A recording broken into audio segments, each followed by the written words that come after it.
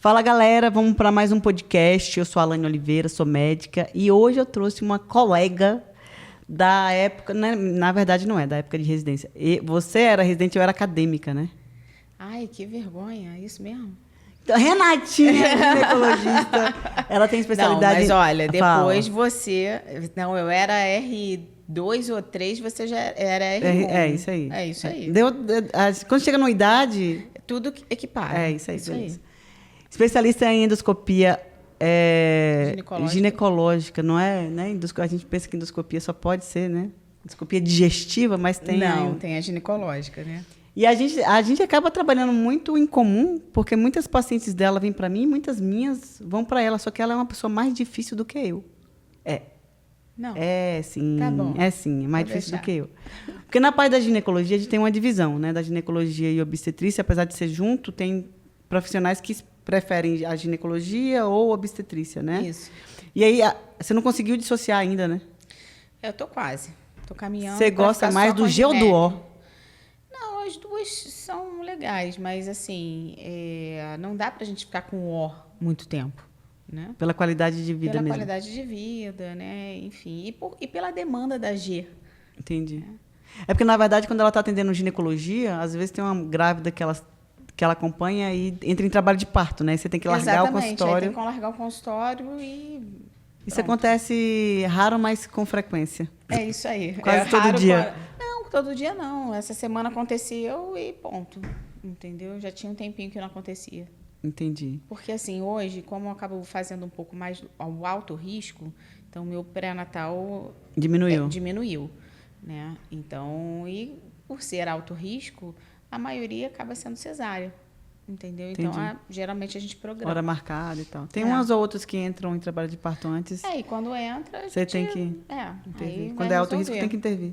Não tem jeito. Muito bem. Então, o que eu trouxe, Renatinha, aqui? Além da gente ter pacientes em comum, né? Tem muitas doenças ginecológicas que a gente vê no consultório, que eu vejo no consultório, e que são de cunho inflamatório. Não sei se você enxerga isso também. Sim. E de 15 anos de formado, você tem um pouco mais? Você tem quantos anos, Renata, de formado? 17. 17 anos de formado. Vou fazer 16 no final do ano, né? Mas... Eu faço 18 Aí. no final do ano.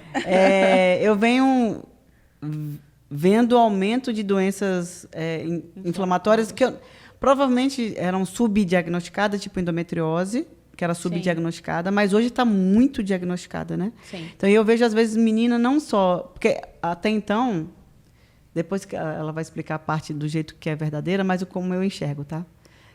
O útero, a gente tem 3 camadas, né? Que é o Endométrio, miométrio e a serosa e a de serosa. fora. Beleza. São 3 camadas, né? Como se tivesse 3 camadinhas. A de dentro, que é o endométrio. Eu enxergo eles como se fosse... Sabe aquelas plantinhas do oceano onde os peixinhos botam os ovinhos? Sim. Então, eles proliferam, né? Assim, determinada fase do ciclo menstrual. E aí, quando não tem peixinhos para botar ali o ovinho, ele vai lá e descama, né? Descama. Isso. Quando ele descama, o útero ele contrai para isso descamar, né? Para isso descer. E aí desce em forma de menstruação. Quando a gente produz... quando a gente tem uma inflamação corporal grande e que a gente tem algumas substâncias inflamatórias mesmo na corrente sanguínea, tipo citocinas mesmo, e eu falo que a prostaglandina é uma das... A prostaglandina é uma substância produzida por a gente que faz a contração da musculatura lisa. Só que para não só o útero, que é um músculo liso, mas para o intestino, para o vaso sanguíneo, para muitas coisas. Todos os músculos lisos.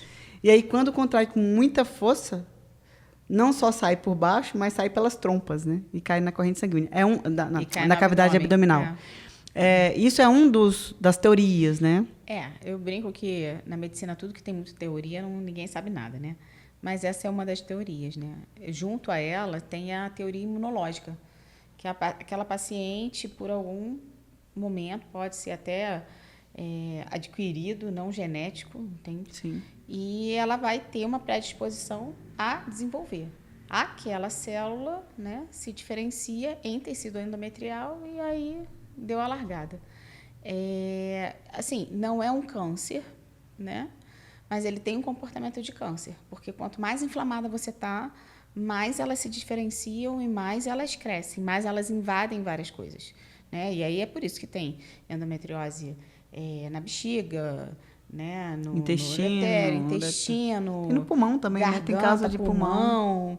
Eu operei uma paciente uma vez que tinha derrame articular no joelho. Era endométrio no joelho.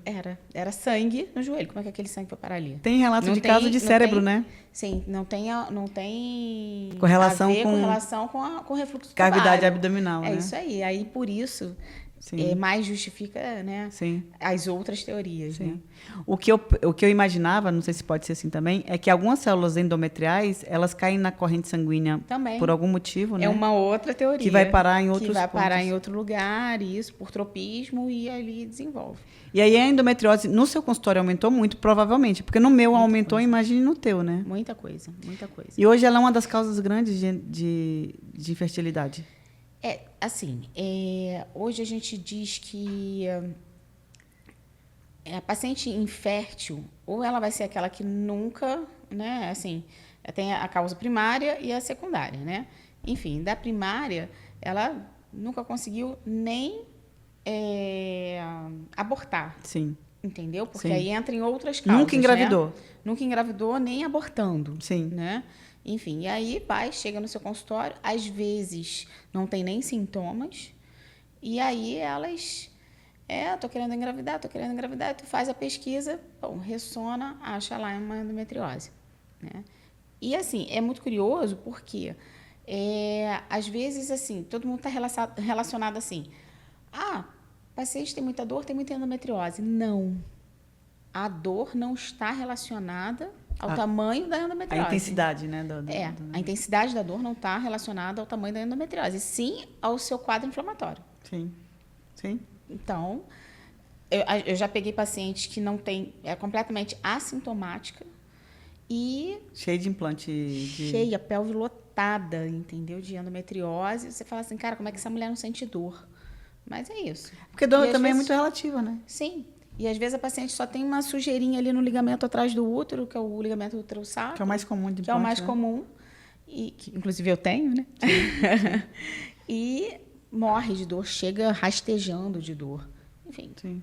É isso, né? Vou dizer que eu vejo no consultório, e eu falo que eu acho que eu tenho, tá?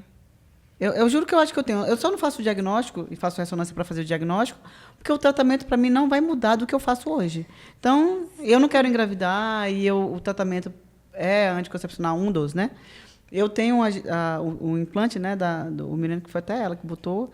É um das condutas, enfim. Melhorou, né? Melhorou vida, muito. Né? E aí, o que eu chego mais no consultório, além da cólica muito intensa, que é um dos sintomas mais comuns, e infertilidade, eu falo com o paciente que dor na menstruação, dor intestinal na menstruação, a ponto de ter diarreia e dor à evacuação, que é um dos que eu acho bem comum. Ou sangramento. Sangramento, né? Já quando que tem aí implante. já está penetrando. Aí é quando a gente passa a ter uma indicação cirúrgica. Entendi.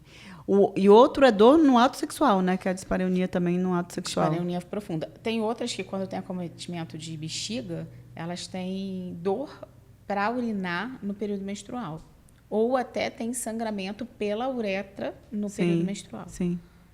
É como se vai fosse... depender da localização que está. Que tá, é como se fosse uma menstruação em um lugar que não era o útero, né? Assim, então você sangra que nem por essa outro paciente lugar. que eu tirei o útero por conta do derrame Articular. hemorrágico, né, na articulação do joelho. Toda menstruação ela vinha, ela não mandava. Aí puncionava, vinha sangue. Aí eu falei, gente, não tem jeito. Daí, engraçado, você manda para o histopatológico, vem endométrio, né? Vem endométrio. Tem dor lombar também, tem muita gente que tem dor irradiada na região lombar, né? Sim, porque pega, né, ligamento, pega nervo, né? Eu já peguei paciente que vinha o período menstrual, ela chegava mancando, porque ela tinha acometimento de nervo. Esse crescimento da endometriose, você vê algum motivo específico, assim? Então, eu relaciono muito a alimentação, né? E aí entra na questão da epigenética, que é tudo aquilo que a mãe está gerando, tá recebendo de, né? alimentos. De tudo. Aí, nesse caso, seria alimentos, né? Dentro do ventre. O que eu falo que a epigenética como é que eu costumo explicar lá na clínica, ver se você consegue entender. Como é que fica fácil de entender. Eu falo, sabe aqueles berloques? Que é as pulseirinhas com aqueles... A epigenética é o que... Quanto mais besteira você come, quanto mais coisas ruins você vive, né? Não só de comer, mas de ingerir... De hábitos. De tudo. De tudo. Eles criam berloques no nosso DNA. E o DNA ela é uma molinha. Então, quando você bota berloques ali, ela vai lá e folga a molinha. Quando ela folga a molinha, ela expõe uma coisa que estava na sua genética. Isso aí. Que estava escondido, na verdade. Né? Não estava nem... Que aí faz acetilação e metilação de DNA. E aí que não estava ativo. Não estava ativo. Aí você vai lá e ativa. Isso aí. E eu acho também, tá? Eu acho muito que seja alimentação, principalmente do excesso de industrializados. Sim. Que é uma geração... Vilões. Que a geração de hoje... É o que tem, consome mais, né? A gente também consumia na nossa geração fast food, mas eu vou dizer que eu morei no interior da Bahia. O que eu comia de hambúrguer era esse hambúrguer que a gente fazia em casa, sabe? Assim, minha mãe fazia geralmente hambúrguer em casa, a gente comia em casa. Hoje, o excesso da industrialização de pacotinho, disso, está muito grande, né? Assim. Sim, eu acho que é por aí também. Beleza. Entendeu? O açúcar embutido, essas coisas todas. Tudo voltado para aumento da inflamação corporal e ativação de doenças inflamatórias. E a endometriose, para mim, é uma grande doença inflamatória. Para mim também. Então, quando eu... Na verdade, é uma doença, né? Não, já fechou que é uma doença inflamatória. Sim, né? já está mais do que certa disso. Então, eu falo que a mulher ela é acostumada a se perceber desde quando ela menstrua. Então, ela se percebe quando ela está menstruada, né? Vamos começar do ciclo, né? Menstruou. Aí você ovula, eu percebo quando eu estou ovulando, não só pela dor da ovulação, mas como que você está bem-humorada e tal. Sim. E aí você fica de TPM quando você cai. E não é só bem-humorada, né? Que você está na subida, né? Isso. Mas você fica lubrificada, você se sente melhor, um bem-estar. Poderosa, né? Empoderada, então, né? Isso tudo. E aí, quando ela está acostumada a se perceber, eu falo que como a gente foi acostumada a isso... No decorrer do tempo, eu percebo que quanto mais besteira eu como, mais dores articulares e mais minha cólica e menstruação eram intensas. Tanto a dor quanto o fluxo. E aí entra também a dor ovulatória. Sim. Né? Que ela existe, né? Sim. Ela é real. Sim. E aí eu vejo que as pacientes que são mais inflamadas, elas podem perceber... Não é aquela coisa, ovulei, senti. Sim. Não, elas sentem dor muita de parar na emergência e acharem, se ovulou do lado direito, pronto, é apendicite. Mas eu já achei em mim, tá? É isso. E aí, quando eu comia menos açúcar, assim, apesar de eu não comer muito exagerado açúcar, mas quando eu comia açúcar e glúten, por exemplo, porque para mim faz mal, tá?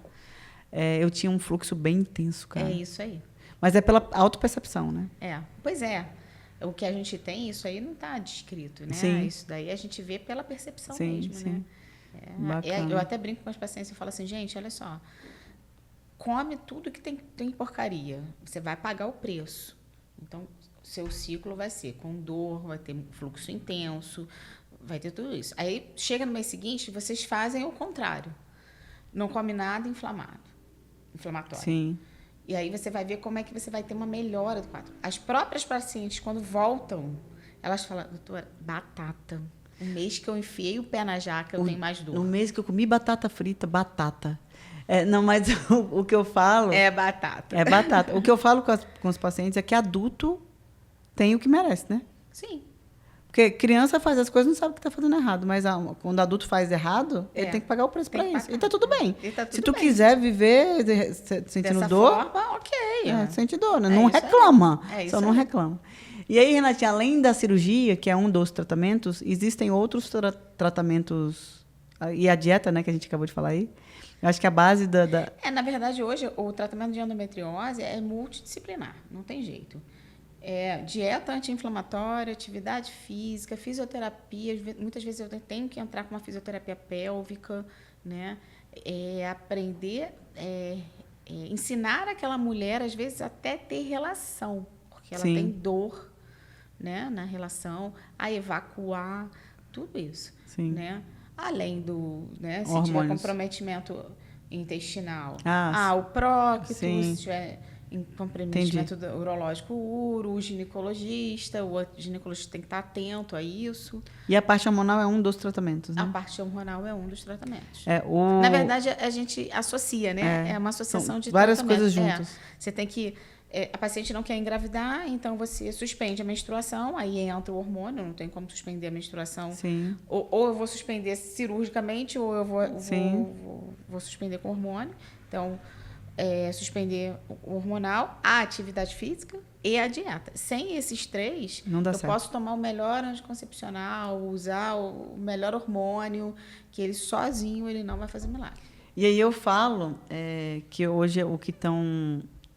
que a gente tinha conversado antes, tem um hormônio que ela é um progestagênico, né? Progestágeno, é progestágeno, né? Ela parece uma progesterona, mas ela não é uma progesterona. Que é a gestrinona, que hoje em dia o pessoal chama de chip da beleza. Eu nunca gostei de chamar de chip de beleza. Eu boto isso há 8 anos, 7 anos. Eu implanto, né? Ficou muito pejorativo, né? Até as indicações ficaram muito grandes, assim. Sim. Hoje... o que entra de paciente no meu consultório pede o chip da beleza, eu falo, você não tem indicação e vai embora sem, é maior do que o que eu boto. Com certeza. E eu vou dizer mais, essas pessoas que saem do meu consultório sem, muitas vão para outros e colocam. Sim. Né? E a gestrinona talvez seja dos tratamentos, tipo, o último de quando não deu certo com outras coisas, né? E assim, a gente vê, você também vê, porque tem das nossas pacientes em comum, o quanto que melhora o paciente com endometriose grave, né? Aquela que tentou tudo e não melhorou. Sim. E aí... A gente tem uma em comum, sim, né? Sim, até regrediu um pouco do endométrio, dos implantes, né? Porque diminui o processo inflamatório, então diminui o halo da doença, né? Então...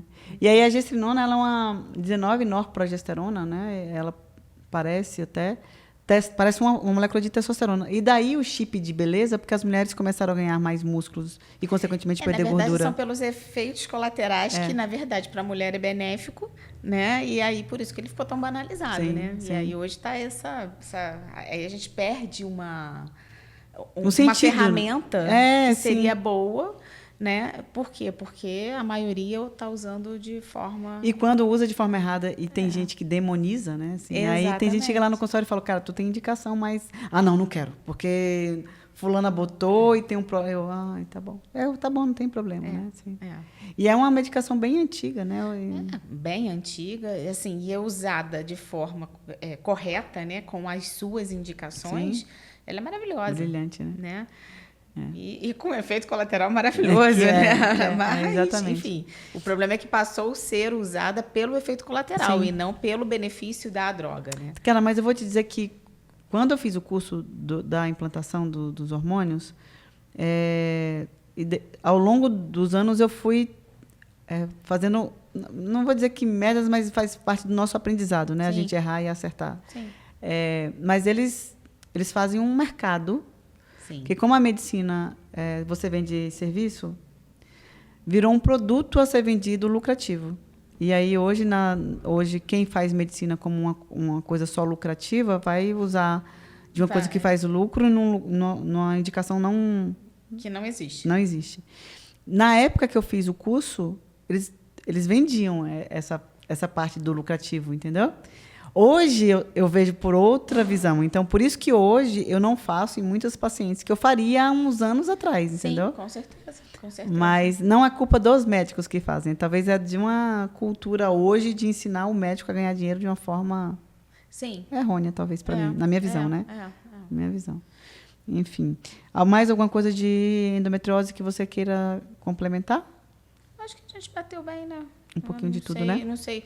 Teve alguma caixinha que falava? Que falou, não. Da endometriose, por incrível que pareça, não. Eu acho que as pessoas estão aprendendo um pouquinho mais de endometriose. Mas hoje tem muita divulgação, né? Outra doença inflamatória, para mim, que é mais... a busca é mais para vocês, mas é uma paciente mais do endócrino do que da ginecologia. Sim. Que, para mim, é a síndrome do ovário policístico. Esse é um clássico, né? Esse eu falo que é mais difícil tratar a SOP do que a endometriose.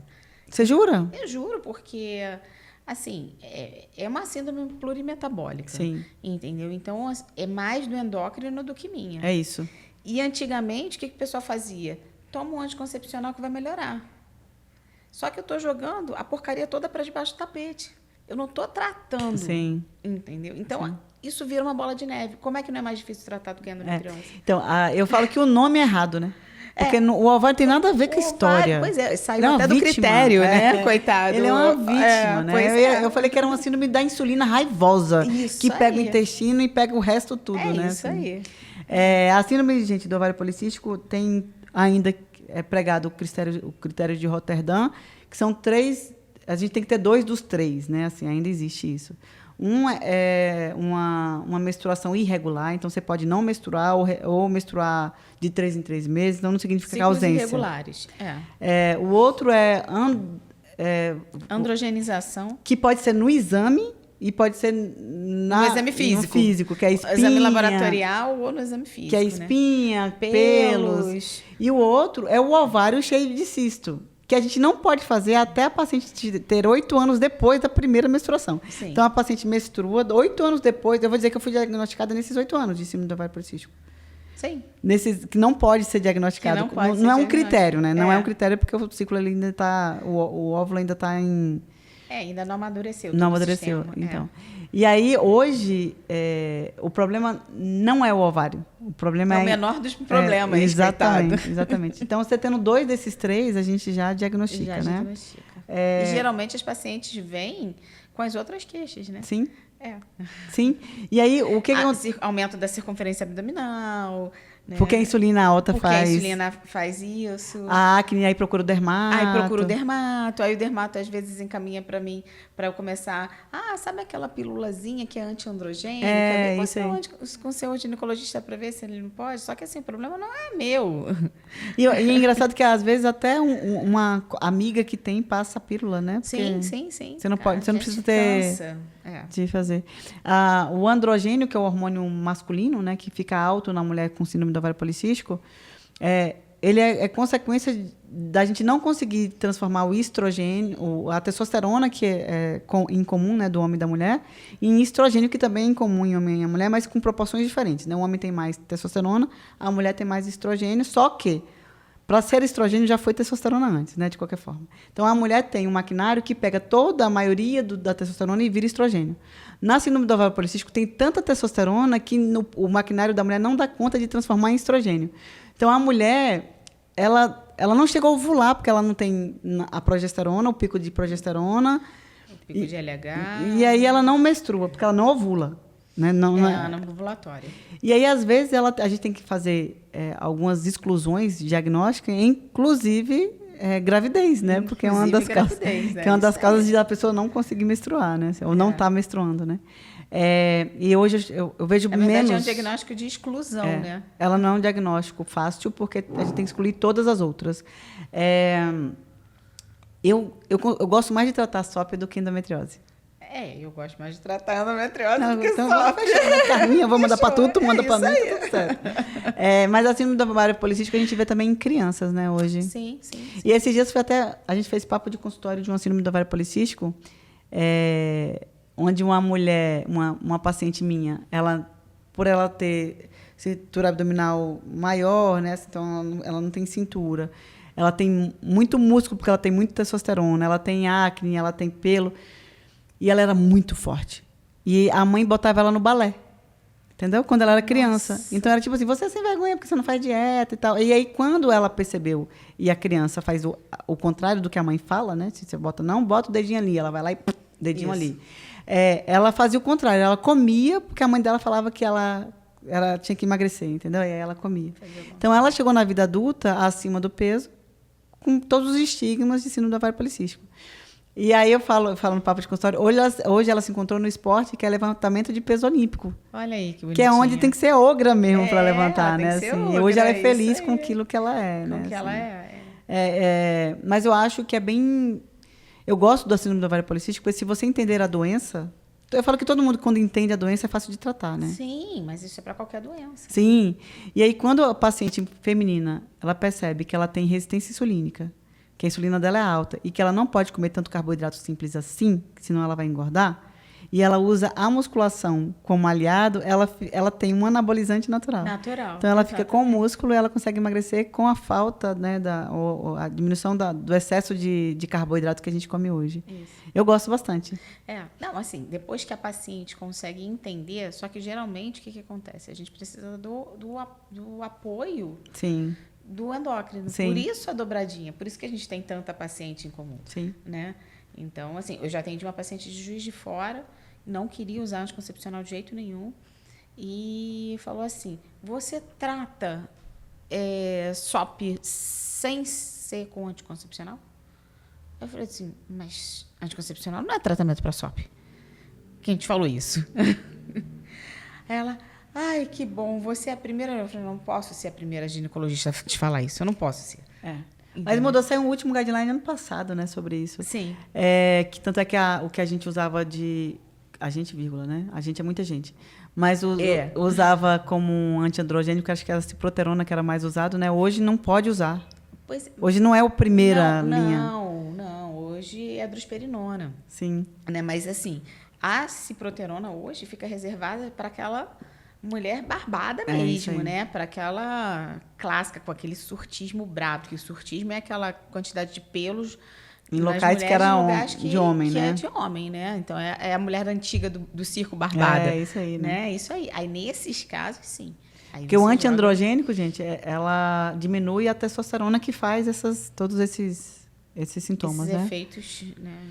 E engraçado que a gente vê mulheres que querem só infertilidade, ou seja, contraceptivo, usando antiandrogênico, né? Sim. Aí chega com libido zero na clínica. Vai chegar com libido zero. Né? Aí eu falo, mas quem passou esse anticoncepcional? Tipo, não, desde criança, desde adolescente eu tomo e continuo tomando. Sim. Eu entendi. Eu entendi. É isso aí. E é engraçado que lá na clínica, eu gosto também de menopausa. Você gosta de menopausa? Gosto. É isso que eu tô te falando, né? Gosto de SOP? Gosto. Gosto de menopausa? Gosto. Eu gosto dessas coisas. E aí a obstetrícia está começando a sair, entendeu? Mas é uma coisa natural, né? Sim. E aí, mais alguma coisa de SOP? Ó, gente, tratamento de SOP é atividade física, alimentação. É a mesma coisa, né? De sempre. É a mesma coisa, é isso. Porque também é uma doença inflamatória, né? Isso assim, aí, acaba sendo uma doença inflamatória. E entender a doença melhora muita coisa. Entra no tratamento, inclusive, um remédio para diabetes, né? Para resistência inúnica. Sim. Até ajuda até na fertilidade, né? Ajuda.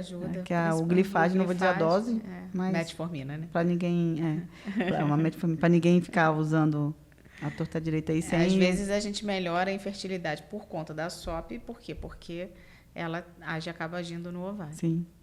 E aí, quando a gente chega agora, eu vou falar um pouquinho, já que a gente puxou o assunto da menopausa, é um assunto que eu gosto por um motivo.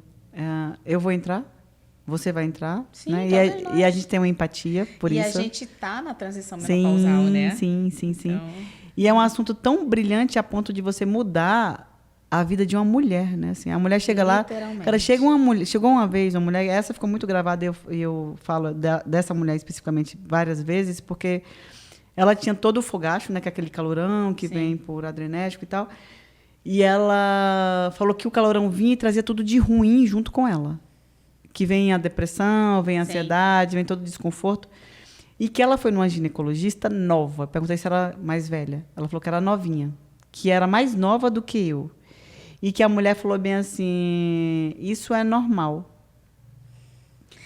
Tudo bem, faz parte do processo da menopausa, mas vai passar. O que eu falei é assim... Você tem que melhorar a qualidade de vida dessa mulher. E aí eu falei com ela assim, então, isso é natural. Beleza? Isso é da natureza. Mas normal não é. A evolução da menopausa é assim. É isso. É isso. E aí eu falei, mas não é normal. Vamos fazer o seguinte, vamos tratar... E aí eu passei a reposição hormonal, que hoje está muito evoluída, né? Diferente de anos atrás. E ela voltou e falou bem assim, obrigada, doutora, você me deu de volta. Devolveu a vida. Olha que louco, cara. É isso aí. E eu falo da menopausa assim, do jeito de eu enxergar também eu gosto. Acho que eu já gravei um vídeo sobre menopausa, não gravei, Felipe? E eu falo que a menopausa é uma forma da mulher mostrar para o macho que ela não reproduz mais inconscientemente. Sim. E é inconsciência. Então, como a gente é racional, a gente não chega e fala, né? Tipo, e poderia ser. Mas porque a gente não quer envelhecer. Ninguém quer, né? E aí, mas inconscientemente, você acaba transmitindo essa mensagem, né? E eu falo que assim, aumenta a cintura abdominal, porque você diminui o estrogênio e aumenta o androgênio, não, que é a gordura mais nesse local. A gordura periférica diminui, mas a central aumenta. Então, você fica com aquela barriguinha aqui. Você fica intolerante. E a intolerância não é só com o macho, mas com qualquer pessoa. Você tem esses calorões, essa qualidade do sono que é uma bosta. Aí você acorda irritada já. E aí você não tem lubrificação vaginal, porque diminui. Aí você tem pele seca, cabelo seco. Você fala, gente, não quero mais viver, sabe? Então é uma bosta. É isso aí. E aí você fica uma intolerante a ponto de falar assim, termina o casamento, não quero mais, sabe? Assim. E é onde muitos casamentos acabam, se né? separam, isso aí. E aí, hoje, quando a gente traz de volta a vida da paciente para ela... O que eu acho uma coisa interessante é que, nesse momento, quando está esse caos no casamento, muitos maridos vêm acompanhar a paciente, porque ele só vem em um momento, na gravidez. Sim. Na menopausa é o segundo momento que eles vêm acompanhar a esposa, porque eles querem expressar que está sofrendo. Sim. Que é, olha, minha mulher não é assim, eu não sei o que está acontecendo. É esse negócio, esse raio dessa menopausa? É isso aí, né? Na verdade, ela ainda está passando pelo climatério, né? Ela está na transição e ele já está surtando. Sim. E aí eu preciso resgatar minha mulher de volta. Doideira. É muito bonitinho, né? Ela foi abduzida e botaram alguém no lugar dela, né? Dela e não é ela nunca fez isso. É doideira. E aí, quando a gente trata, a gente resgata todo o casamento e tudo. Tudo. É muito bacana. É muito legal. E hoje, como a gente pode fazer isso com embasamento científico e sem muitas complicações, porque tem muito ginecologista hoje que tem trauma por causa do WHI, por causa de todos os estudos que eram acontecidos antigamente, que dava realmente câncer de mama e de endométrio. Mas as dosagens também eram diferentes. Não, e era diferente até o estrogênio, né? Sim, assim, o estrogênio. Fala, gente, não tem como. Não tem como dar égua, dar certo na mulher. Né? Estrogênio equino conjugado, né? Assim. E hoje tem uma gama de estrogênios sintéticos, mas desde os bioidênticos isomoleculares até outros sintéticos bons também. Sim. E, às vezes chega um paciente lá no consultório e eu falo, então, aí pergunta, esse anticoncepcional, eu falo, para quê que é bom? Porque o etinil estradiol, ele pode ser bom para anticoncepcional. Para reposição, ele é péssimo. Então, porque não tem o que é bom e o que é ruim. Eu tenho uma paciente, eu juro, que ela toma o estrogênio equino conjugado desde quando ela entrou na menopausa. Hoje ela tem 70. Ela não quer trocar. O que eu vou fazer? Continuar. Exatamente. Então, para ela é bom. Não tem problema. Bem, é isso aí. Então, tem muitos... Hoje, a gente tem muitos tipos de estrogênios que a gente consegue passar, né? E progesteronas também diferentes que a gente consegue passar. Sim. E que tem um tabu ainda do câncer, não tem? Tem. Ainda tem o tabu do câncer, né? E, assim, ele vai e volta, né? E, assim, a princípio, pelo último consenso, foi o quê? A mulher que não tem... Fator de risco? Não entra nem como fator de risco, porque a maioria dos cânceres de mama não são genéticos. Uhum. Né? A gente teve a Lívia aqui, ela falou que 10% é genético, 90% é só ter a mama. É isso aí. Então, como a maioria não é genético, então assim, sua mãe teve, não é mais. Nem 10, acho que foi 1%, não lembro direito no negócio. É um percentual muito baixo. Até mesmo porque eu não faço mais. Sim, né? sim. Então, enfim. Mas se essa mulher teve câncer de mama. Ela teve, né? Ela teve. Estrogênio dependente. Estrogênio dependente. Aí ela está contraindicada. Nem se a mãe dela tiver, não é contraindicação. Não, a não ser que tenha, né, o fator genético. Sim. Tem duas contraindicações absolutas. Uma é o câncer, né, na própria mulher. Eu vou dizer, uma é trombofilia também, que é meio complicado de fazer hormônio, né? Assim. Sim, trombofilia é. Porque dependendo da trombofilia, ela tem se for grave, ela tem indicação de fazer. A ter, né? Mas aí entra nos mesmos critérios para fazer a contracepção. Né? Sim, sim. Que aí pode ter um risco maior. Quem tem trombofilia faz de trombose. Que aí vai depender. Ela vai ter. Se ela já tem contraindicação de estrogênio durante a MAC, né? Que é a vida normal, sexual, ativa, a vida reprodutiva. Provavelmente vai ter também. Na vida. Pós.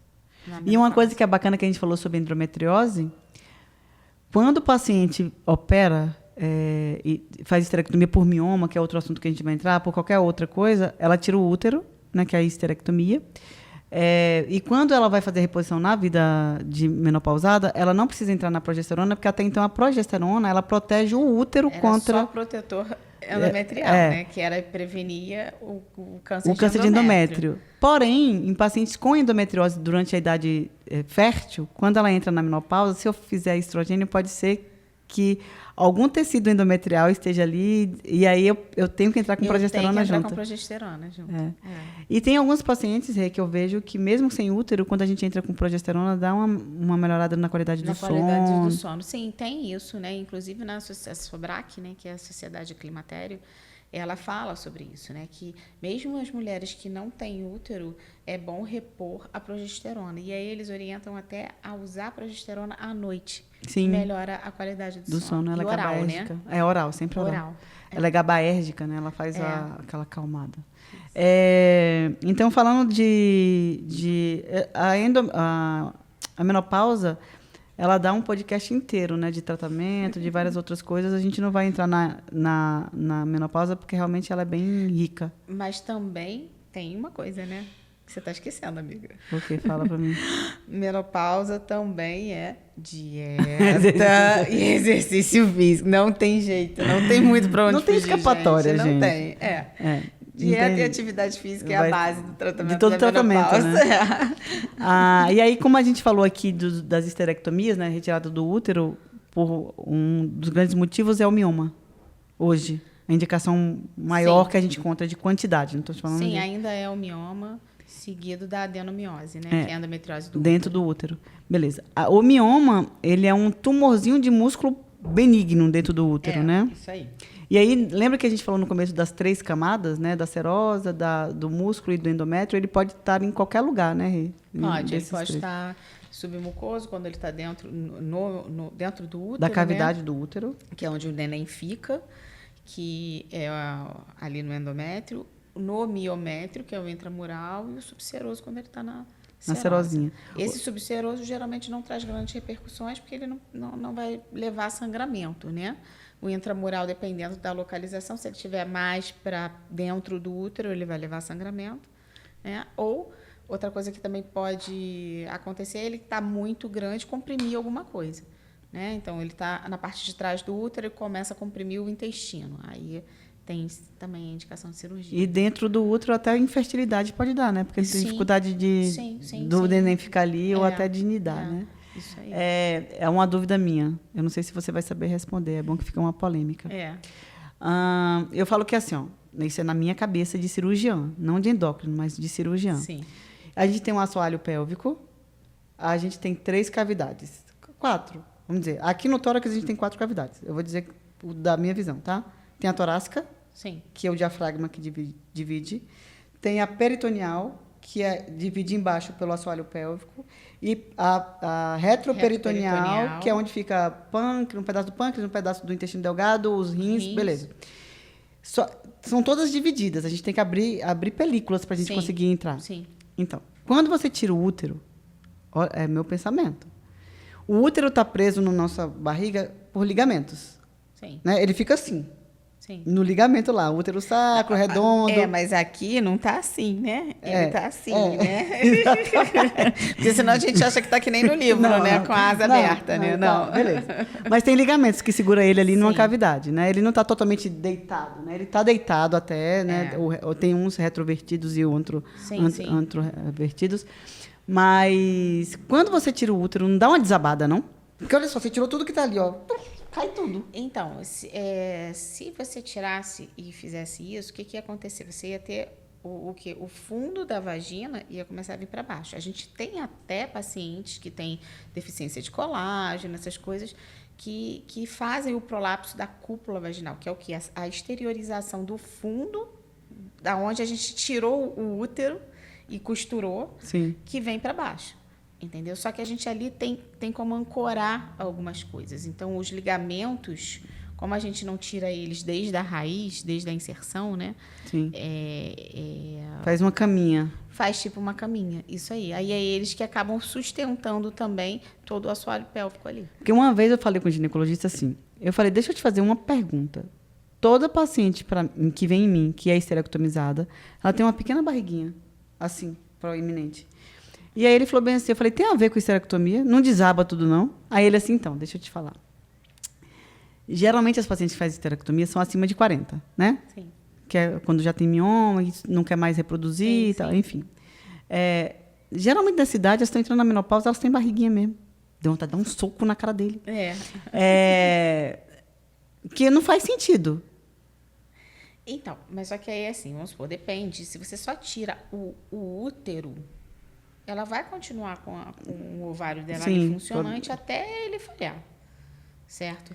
Agora, tem pacientes que a gente faz a esterectomia total com a retirada dos ovários. Sim. A total que a gente fala é retirar o corpo do útero e o colo do útero.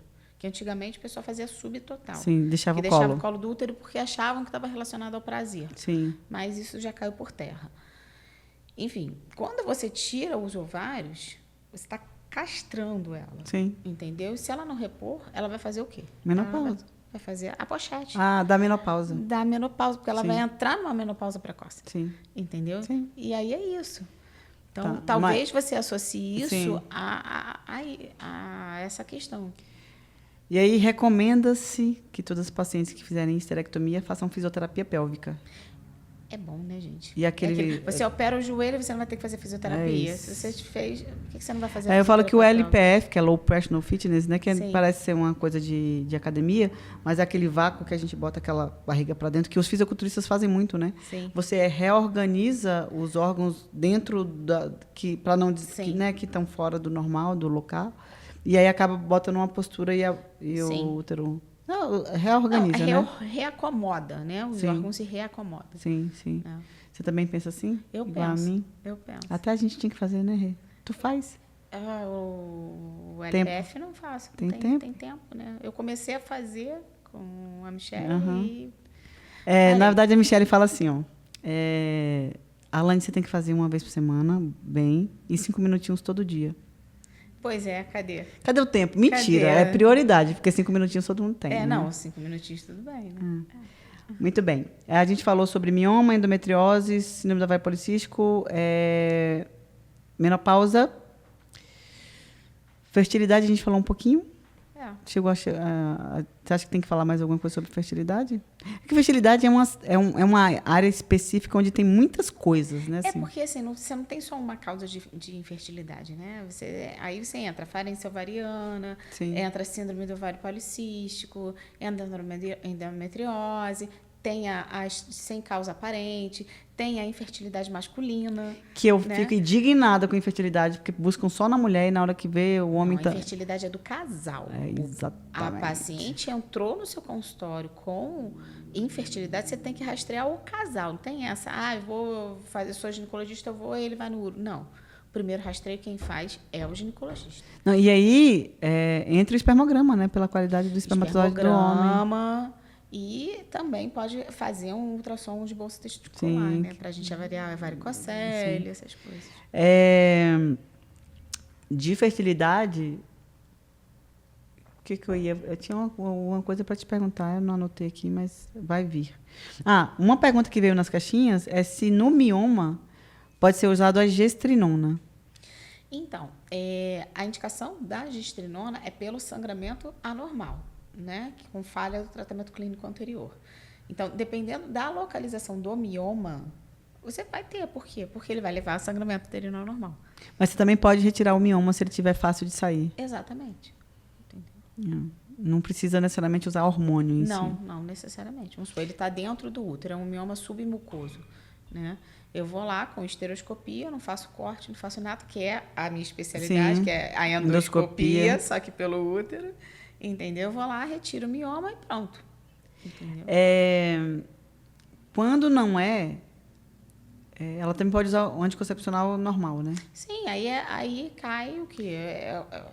Tentar suspender a menstruação. Aí, qual a pílula que ela vai usar? Só que, às vezes, o anticoncepcional ele não chega a ter uma potência suficiente de parar o sangramento, né? Assim. Sim. Tá, e aí... Vamos lá, o mioma ele tende a regredir com a falta do estrogênio? Ele é alimentado pelo estrogênio? Então, assim, ele é alimentado, ele é hormônio dependente, né? Só que assim, na gravidez ele pode crescer muito, é um exemplo. E assim, então eu vou dar anticoncepcional para ele ficar ali quietinho. Não. Entendeu? Porque tem outras coisas que fazem ele crescer. Sim. Né? Então, você diminui o sangramento, você dá qualidade de vida. Mas se ele tiver, vamos supor, uma paciente que tira... Eu tenho algumas pacientes assim. Ela tem uma paciente que operou pela primeira vez comigo, tinha 26 anos. Eu tirei 30 miomas dela. Né? Beleza. Hoje, ela está com 34. E aí, ela está naquela. Eu tenho que engravidar. Aí, entra como causa de infertilidade. Porque Sim. ela tem... Aí, fui fazer uma ressonância, tá? Toda pipocada de mioma de novo. Só que, assim, se fosse uma paciente que já tivesse prole, qual seria a indicação? Retirada do útero. Entendeu? Só que é uma paciente de 34 anos que ela não tem prole. E ela deseja engravidar. E aí? Entendi. Entendeu? Então, vou fazer uma nova miomectomia nela, retirada dos miomas. Enfim, encaminhá-la para terapia, porque ela também tem que entender qual a real necessidade dela ter um filho, se Sim. ela quer, se é cobrança familiar, se é cobrança do parceiro. Ela também tem que entender isso. Enquanto isso, ela está bloqueada. Entendi. Para não aumentar eles e nem o Para sangramento. deixar eles, pra pelo menos não sangrar, né? É porque como ela tem história familiar, Sim. o dela, né? Ela vai ter. É uma questão de tempo. Às vezes a gente tira só para dar tempo dela engravidar, Sim. ele vai voltar. Porque tem algumas pacientes minhas, teve uma paciente específica que ela estava no período perimenopausal, já estava bem na menopausa. Ela queria retirar o útero, mas o ginecologista não queria tirar o útero dela porque não tinha necessidade. Era um mioma grande.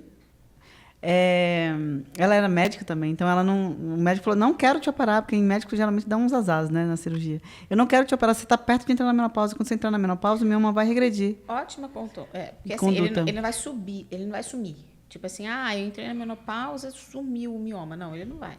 Ele vai ficar ali, tu vai morrer com aquilo ali dentro. Entendeu? Mas ele dá uma estabilizada. Só que teve um problema. Para de crescer. Ela tinha uma hemorragia gigantesca. Porque não era menstruação, era hemorragia. Sim. Né? Porque não é uma menstruação, é uma hemorragia. E aí ela não tinha condições operatórias, nem de tirar o mioma, porque ela vivia de anemia. Olha só. É isso que geralmente acontece. Só que a gente conseguiu uma forma, que eu não vou falar aqui, qual forma que eu consegui. Consegui uma forma, aumentou o hematócrito. Ela teve teto cirúrgico, conseguiu operar, tirou o mioma, não tirou o útero. É isso aí. E aí resolveu o problema de sangramento. Hoje ela está na menopausa, sem menstruar. Sem E sem ter hemorragia. E com útero. Com útero. É isso aí. É isso aí. Que para ela é muito melhor. Entendeu? Então, a gestrinona teria uma indicação desde que o sangramento fosse anormal. Nesse caso, teria uma indicação. Mas se for realmente submucoso, pode ser que ela não diminua o sangramento, que seja só... vai diminuir a menstruação. Às vezes você consegue controlar o sangramento, entendeu? Para dar o teto operatório para ela. Beleza, entendi. É isso aí. Beleza. E aí entra não só a gestrinona, mas entra o análogo do GNRH, Sim. essas coisas, né? Pra gente tratamentos. Outros tratamentos para a gente poder conseguir melhorar esse sangramento. E aí eu vou chegar eu vou finalizar a conversa com um assunto que pode ser um pouco longo, até dar um outro podcast, tá? Que é sobre sexualidade feminina, que eu tento trazer para cá. Desde o começo que a gente começou a fazer o podcast, a Renatinha é uma das convidadas, mas como ela tinha dificuldade de horário, que é uma pessoa tão tranquila, a gente não conseguiu fazer. Mas era um dos pedidos de muito tempo da gente falar sobre sexualidade feminina, porque hoje, e eu acho que no seu consultório também é assim, um dos maiores queixas é a falta de libido feminina. Sim. E o que eu falo, e eu queria, na época, eu trazer até com um urologista para a gente conversar sobre a sexualidade do homem e da mulher, né? Seria interessante. Né? E aí o que eu falo é que a mulher é muito imaginativa e o homem é muito visual. E realmente é uma...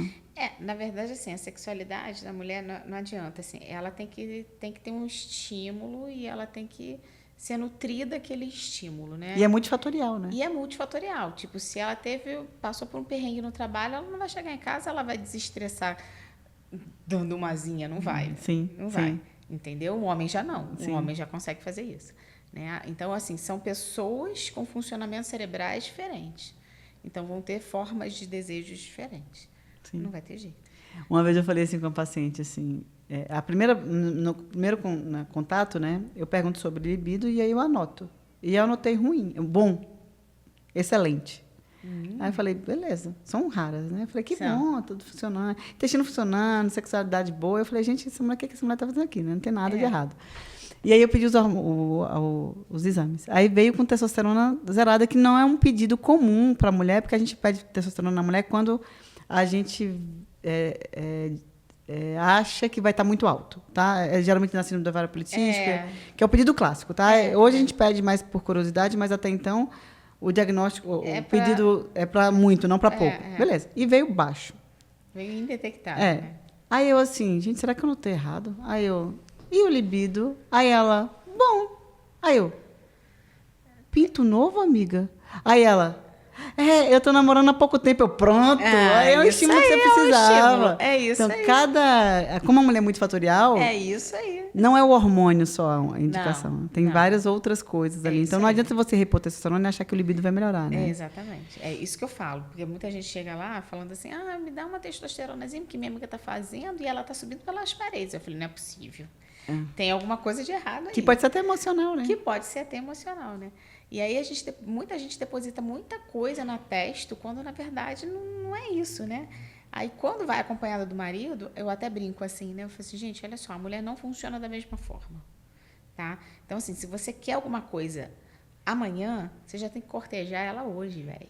Então, assim, ó, tu já começa a falar, nossa, você tá tão linda, você tá tão cheirosa, que não sei o quê. De repente, amanhã tu consegue alguma coisa. Porque casamento de 40 anos, 50 anos, meu irmão, tu tem que ser assim... E os dois, né, na verdade. Mas né? é uma via de mão dupla. Sim. Né? Então, assim, vocês têm que ser, assim, criativos ao extremo. Sim. Porque não vai ser fazer um gelzinho que tu vai ficar bem. Sim. Não vai. Eu falo que, assim, o homem, como ele é visual, ele é estimulado o tempo inteiro no celular, né? Assim, eu falo que o homem tem 12 anos, de 12 até 90.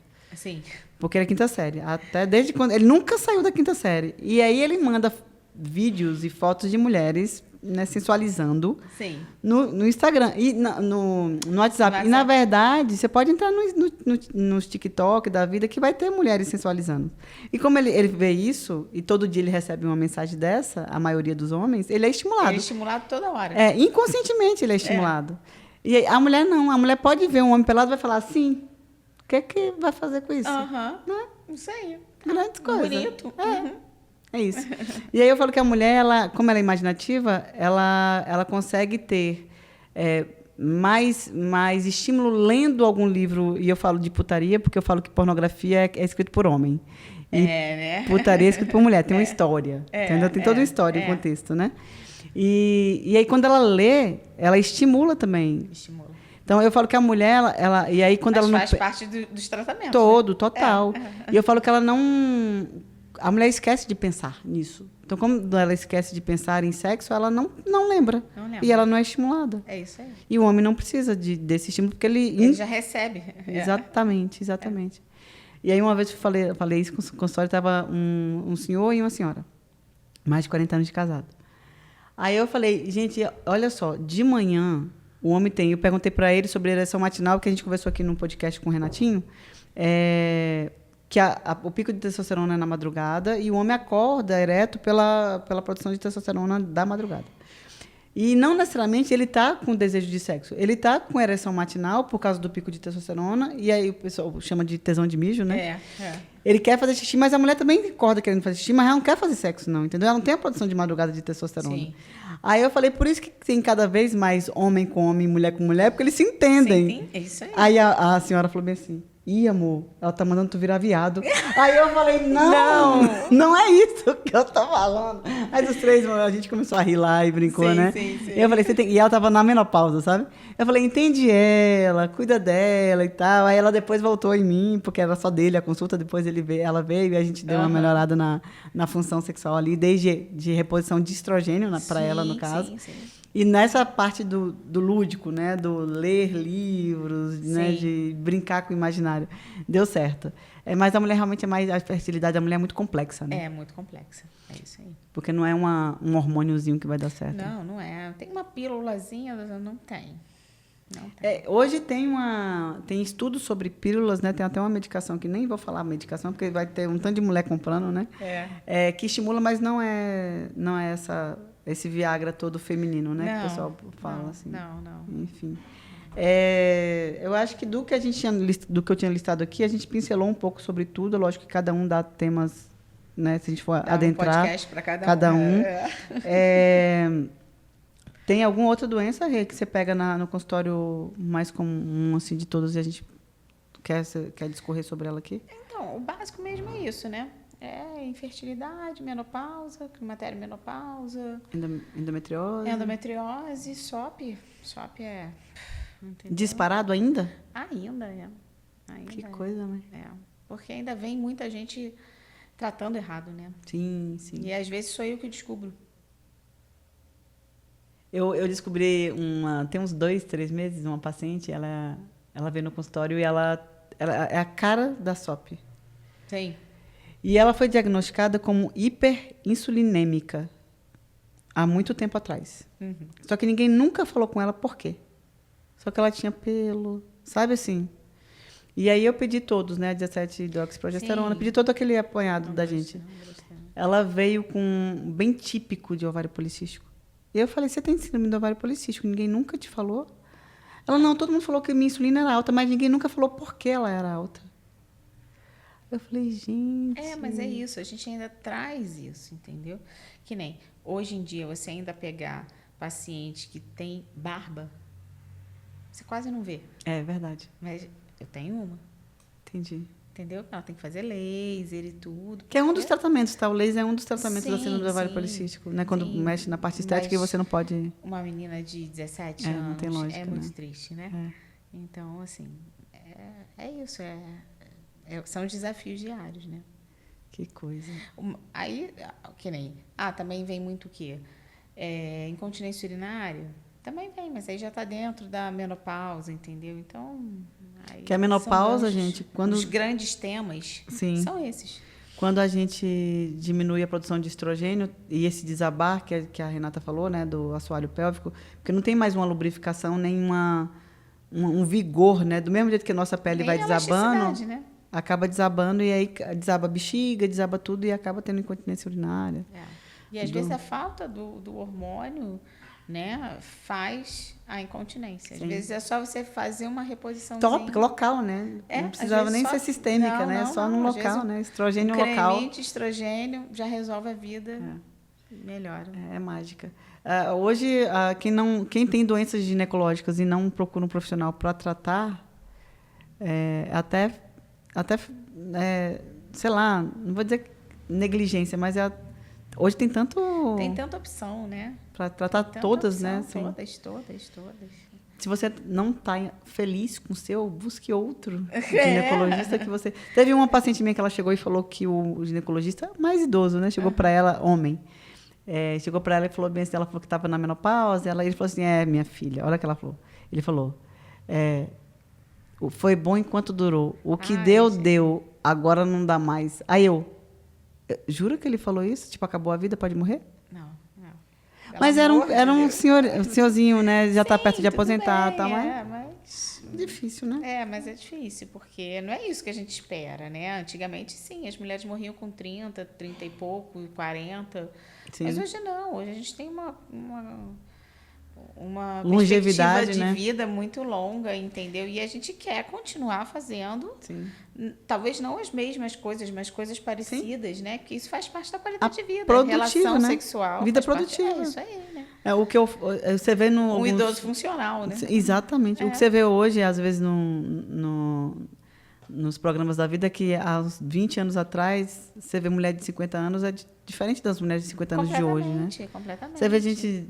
Às vezes passa programa de auditório, né? Que você vê no Instagram, tipo, quantos anos você tem? 34. Tipo, hoje é uma mulher de 50, né? É isso aí. Até tem, né, uma teoria de que as mulheres de 50 hoje são as de 34 dos anos anteriores, dos né? anos anteriores, isso aí. Mas é isso, Rê. Muito obrigada. Deixa eu te falar um negócio antes que Felipe me puxe a orelha. Curte, compartilha. Faça perguntas aqui de baixo para Renatinha, para mim, para temas que vocês queiram, né, que a gente discorra aqui no podcast. A gente responde. A gente responde. E ativar o sininho, né? Tem, vou falar do Instagram dela. Ativa o sininho para toda vez que sair algum podcast novo, vocês saberem que saiu, tá? E inscreva no canal mesmo, né? É isso, Felipe?